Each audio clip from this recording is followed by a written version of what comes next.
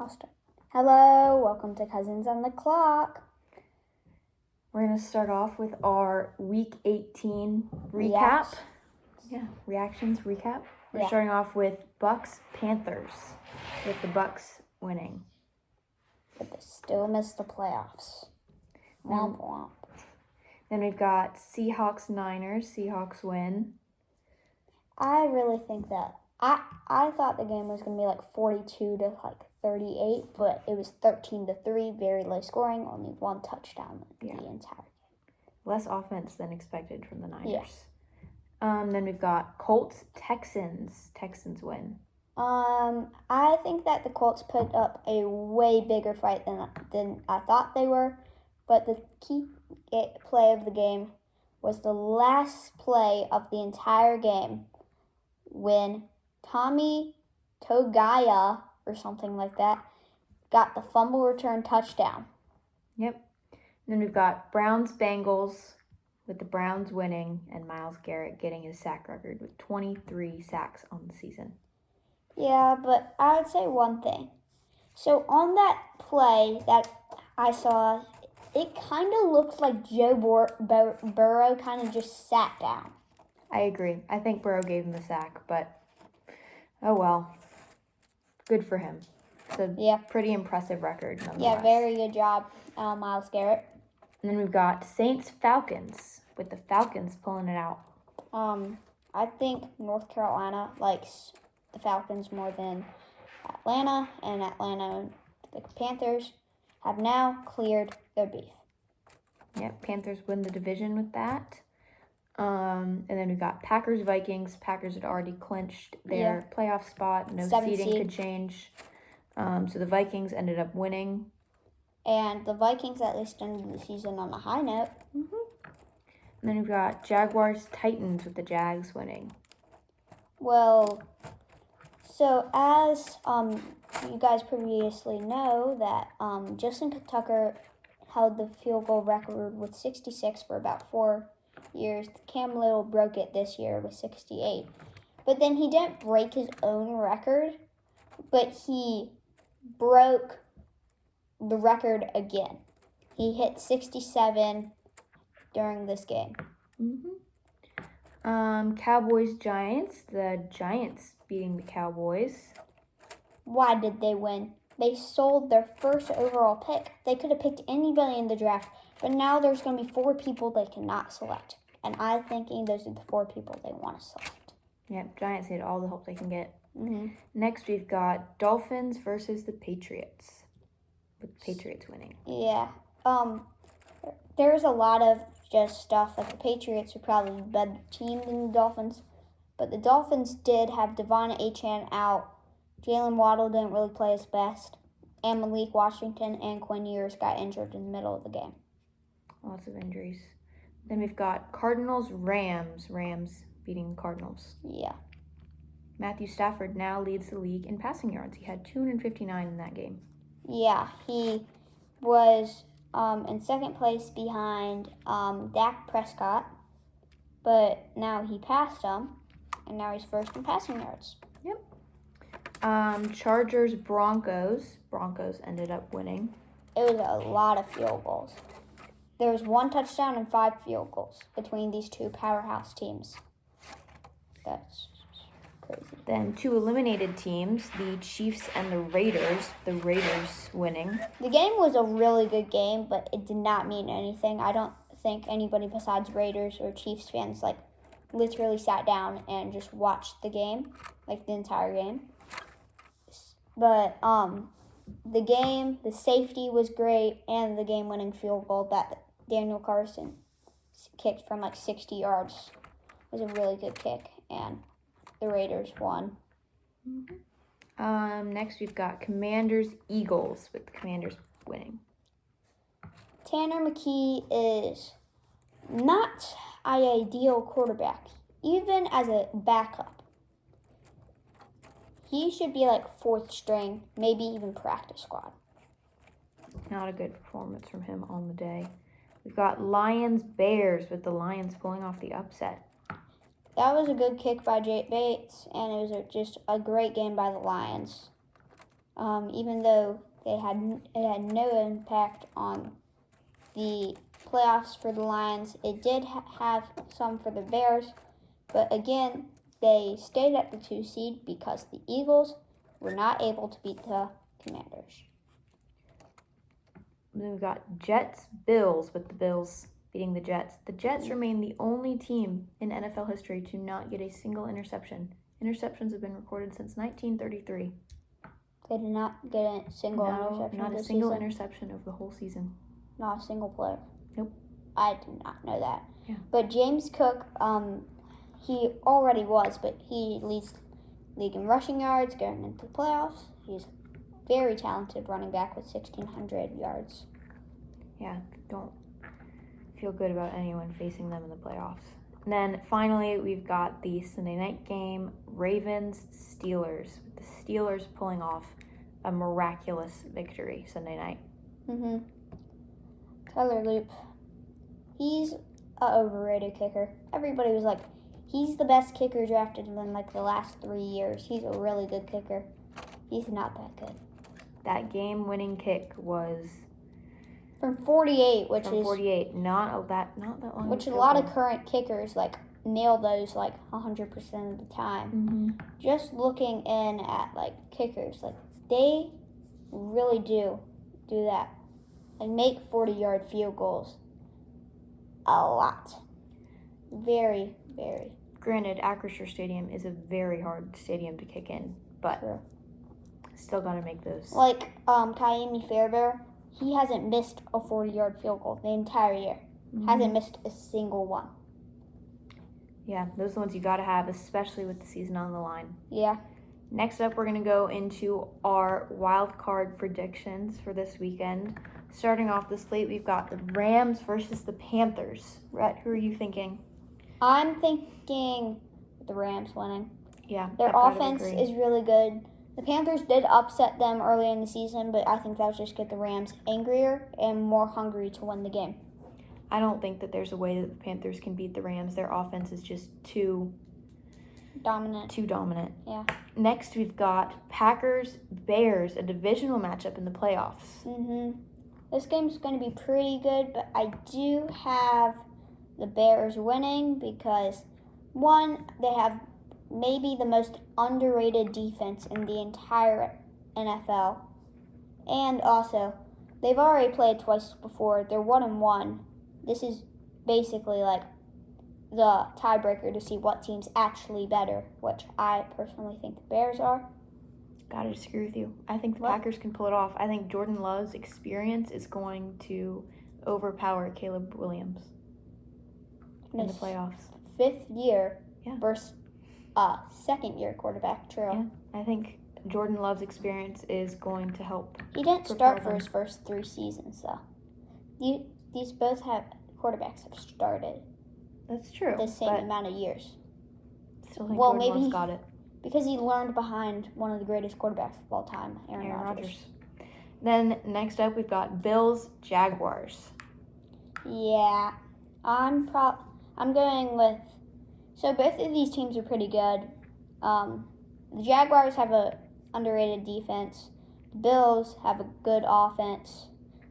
And the thing is, the Jaguars' offense has scored like 40 points in the last 5 games. They have been electric. And then I think if their defense can get enough stops, the Jaguars can pull it off the win. I think this one's really a toss-up. The Bills with James Cook, I think that rushing attack is going to be very hard to stop. Yeah, the great option. The leading quarterback in rushing touchdowns and the leading player in rushing yards. So I think the Jags are really going to have to step it up if they win, but I'm still going Bills. I think they can pull it off. Next, we've got 49ers versus the Eagles. So this is probably, in my opinion, the hardest game.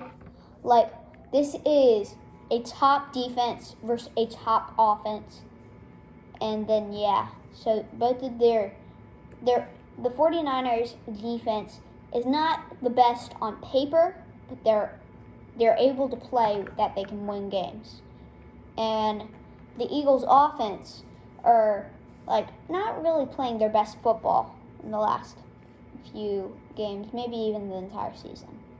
But I would really think that maybe the 49ers will get the win due to the electric offense with Brock Purdy going 6-1 in his last 7 games.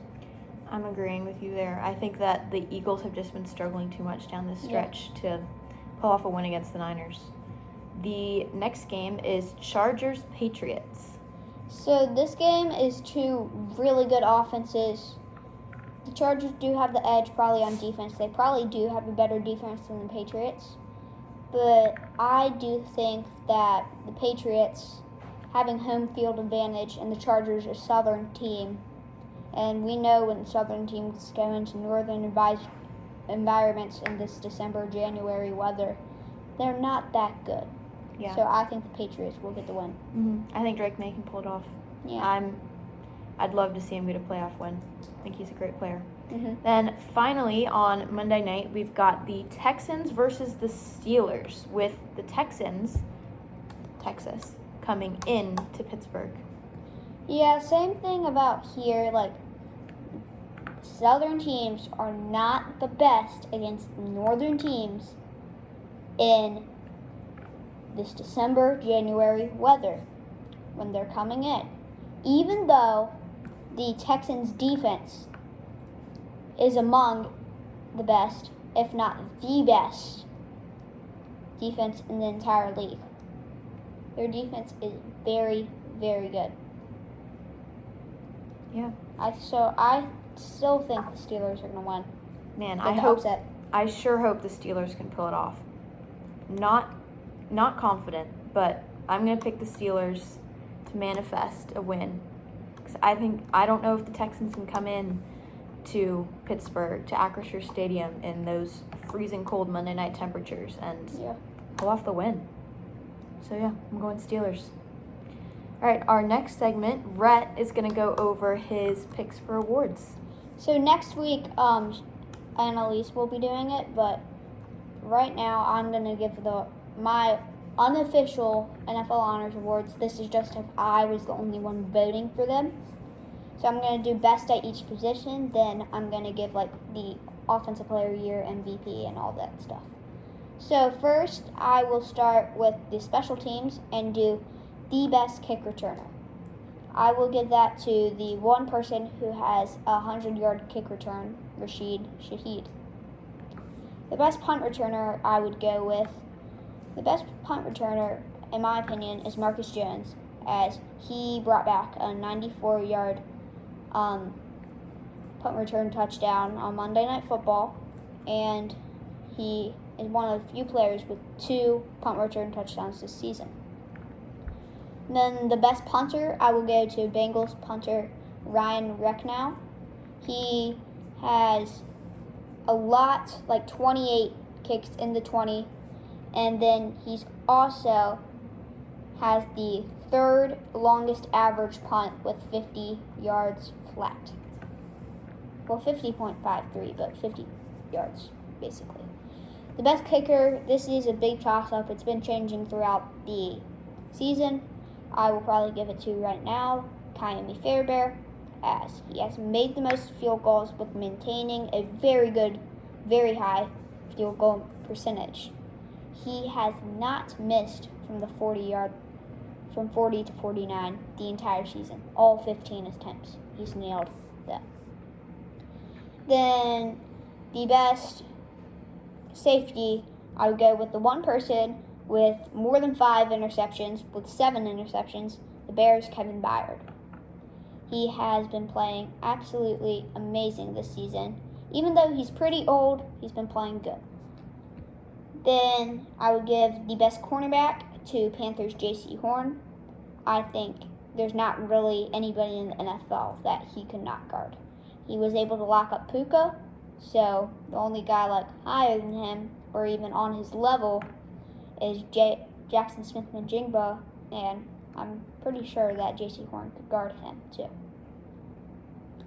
Best linebacker, this is kind of controversial, but the leader in tacklers and one of the best linebackers in the NFL, I would give the best linebacker to the Miami Dolphins' Jordan Brooks. as he has a total of 183 tackles, the only one with 180 plus tackles. The best defensive lineman, of course, goes to Myles Garrett, as he has 23 sacks, breaking the record, and he was just playing amazing this entire season. The best offensive lineman, I would probably give it to the Chiefs' Creed Humphrey. He has been leading the Chiefs as center, leading the entire offense, doing a lot of work as they've experienced 3 different quarterbacks this season. And now the number 1 tight end. This is no surprise, the Cardinals' Trey McBride. He's a top 10 tight end in receiving yards, just player in receiving yards. But he's the only tight end that's in the top 10 of receiving yards. And the best receiver is the leader in receiving yards for me. That's Jackson Smith-Njigba, JSN. He has 1,793 yards, soon going to be 1,800 after this game against who are they playing? The Seahawks? The Seahawks, yeah. They're playing they're not playing. I don't think they're in the playoffs. Yeah. No, they're the 1 seed. Why don't you have the list? What? Who are they playing? They're the 1 seed. They get the bye. Yep. Mm-hmm. They're the 1 seed. They get a bye. Anyways, not this week, but next week, he'll probably get to 1,800 because there's probably a good chance he'll get at least 1 catch for 7+ yards. And then the best running back, I would give it to James Cook. He's the leader in rushing, even though Derrick Henry got pretty close at the end of the season surge, being like 6th in rushing yards going into week 15, and now he's 2nd. So he gave James Cook a run for his money, but James Cook, very, very talented running back, especially with such a good rushing quarterback as Josh Allen is. The best quarterback I would give to Matthew Stafford, as he led the league in passing yards, with the only person to throw for more than 4,500 passing yards. Yes, Jared Goff and Dak Prescott both threw for 4,552 and 4,564 respectively, but Matthew Stafford was the only one, more than 4,500 flat. Well, not flat, more than 4,500 on their list, as he threw for 4,507. So now the actual, NFL awards that they announce at NFL Honors. First, the NFL Coach of the Year, I would give to the second-year coach for the Seahawks, former Ravens defensive coordinator, Mike Macdonald. He has led the Seahawks to one of the best defensive teams and offensive teams in the league. And my pick to be the best team in the NFL, I don't think they're going to win the Super Bowl, but I think they're currently, as of today, the most dangerous team in the playoffs. I do not think they're going to win the Super Bowl, but I think they're the most dangerous team in the playoffs currently. That will change as the weeks go on, probably. But, so now, here goes on the Defensive Rookie of the Year. As most people would figure it being Abdul Carter, because very bad defensive rookie class, I would actually go with a rookie that got over 150 tackles, of the Cleveland Browns, Carson Schwarzenegger.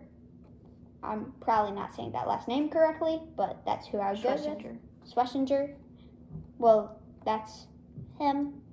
And that's why I think that on a bad rookie class, I think he's better than Carter, because Carter he's not top 10 in sacks or tackles. So now the Offensive Rookie of the Year, I would go with actually Cam Ward as being a quarterback on a very bad team. He's pretty underrated. If he was on a better team, he would be probably top 20, top 15 in passing yards this season. He is top 20, but he's not top 15. Then the Defensive Player of the Year goes to Myles Garrett as the only one to break a defensive record. Nobody broke the interceptions and nobody broke the tackle record.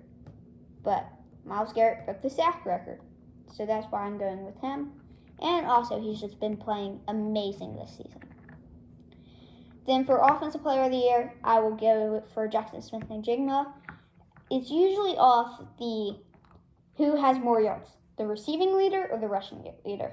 It's usually the rushing leader, but this year it's the receiving leader, and that's JSN. Because there's no running back that ran for 1,700 yards when there's 2 receivers that caught for 1,700 yards. But Jackson Smith has more than Puka Nacua. Then finally the MVP, that will go to the best quarterback also, because it's basically the quarterback award. I sometimes call it that. Not always, but I do sometimes. I would give that to Mr. Matthew Stafford of the Los Angeles Rams. And those are all my awards. Thank you for listening to my awards. All right. Yeah. Thank you for listening. We will be back next week with our recap of how the wild card round went to preview the next round of the playoffs. Divisional, and then you'll give your awards. Yeah. All right. We'll see you next week.